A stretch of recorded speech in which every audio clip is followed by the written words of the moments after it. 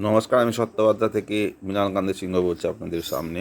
আমি যে আজকে ভিডিওটা করছি সেটা বলছি, আমাদের মাননীয় মুখ্যমন্ত্রী প্রত্যেক স্টেজেই এদিক ওদিক দৌড়াদৌড়ি করে নানা রকম কথা নির্বাচন কমিশনারকে দোষ দিচ্ছেন।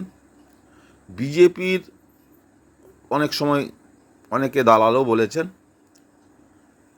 কিন্তু এই যে 27 লক্ষ ভোট শেষের সময় যে বাদ গেল 60 লক্ষের মধ্যে, এবার তাদের অনেকে নির্বাচন কমিশনার দিল্লিতেও গেছেন, কিন্তু তাদের কারো বা আমাদের নেত্রীরও ক্ষমতায় কুলোচ্ছে না যে বলবে যে 27 লক্ষের মধ্যে যারা অরিজিনাল আছে তাদের যতক্ষণ পর্যন্ত ডিসাইড হচ্ছে না ততক্ষণ পর্যন্ত আমরা ভোটে যেতে রাজি নয়।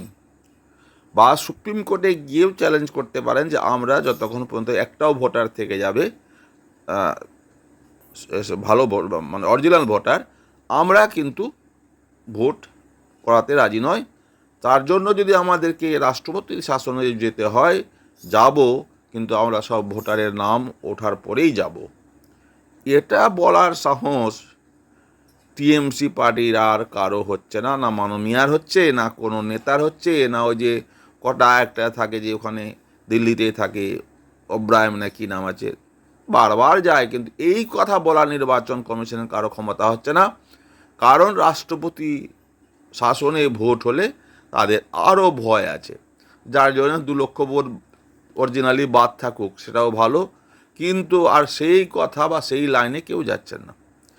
কেন যাচ্ছে না তার কারণ বুঝতে পারলেন? এই জন্যই বলছি যে যত লাফালাফি করুন স্টেজে, যতই গাল দিচ্ছে, এমনকি জাজদেরকেও কিছু কিছু সন্দেহের চোখে দেখতে আরম্ভ করেছেন, কিন্তু এটা কারো ক্ষমতা হচ্ছে না বলার যে আমরা যতক্ষণ পর্যন্ত অরিজিনাল ভোটার সমস্ত ডিসিশন হয়ে যাবে না ট্রাইব্যুনালে, ততক্ষণ পর্যন্ত আমরা ভোট চাই না। আমরা ভোট চাই, সমস্ত ট্রাইব্যুনালের ডিসিশন হয়ে যাবে, তারপরে 2 মাস ভোট পিছিয়ে গেলেও হবে, কিন্তু বলার ক্ষমতা কোনো টিএমসি লিডারের হচ্ছে না, বা আমাদের মাননীয় মুখ্যমন্ত্রীরও হচ্ছে না। কারণ হলে রাষ্ট্রপতি শাসনে যেতে হবে। রাষ্ট্রপতি শাসনে যে গেলে এই যে ভোট হচ্ছে এর চাইতেও করা প্রশাসনে পড়ে যাবে, তাই তারা করছে না। নমস্কার, আপনারা সকলে ভালো থাকবেন। আমার ফেসবুকে, ইউটিউবে আপনারা আমার ভিডিও দেখছেন, লাইক করছেন, শেয়ার করছেন, সাবস্ক্রাইব, তার জন্য আপনাদের অনেক অনেক ধন্যবাদ। আপনারা সকলে ভালো থাকুন, সুস্থ থাকুন। নমস্কার।